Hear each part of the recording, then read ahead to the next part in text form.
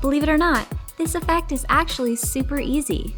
Let me show you how I did this using Movavi.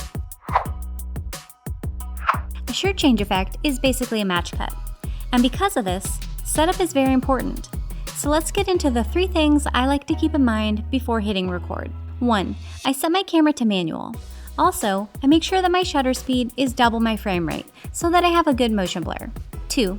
I find it very important to set my camera on something still so that there's zero camera movement while recording. I even record everything at once so I don't accidentally shift my camera while pressing stop or record. And 3. I try my best to avoid lighting changes while recording, because even the most subtle difference can be very noticeable. Now, let's go over how I filmed this. To begin, I held up the shirt that I wanted to put on, and then tossed that shirt up against myself. This took a little bit of practice to get right. After tossing the shirt on, I paused and attempted to memorize the position I was in. I was also able to use the flip screen on my camera to memorize a couple visual reference points in the background. After changing into my new shirt, I then used those reference points to help me get situated as close to my original position as possible.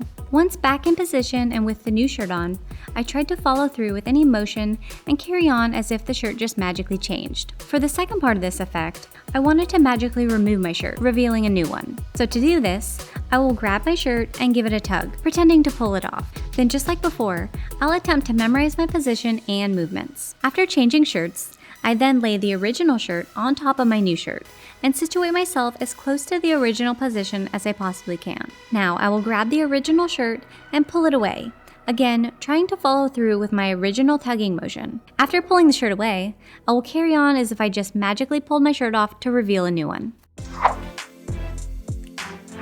Okay, I've got my footage roughly cut up and down in the timeline. So in order to match these up nicely, I will scale into the cut I'm working on, then I will grab the playhead and slowly drag it forward while watching the preview window. Once I find the moment that I think looks best, I will cut my footage there. In this case, that's going to be right about the middle of my tugging movement. Now by repeating this process on the next clip, I can match these 2 clips together to form a fun, smooth shirt change effect. Thanks for watching.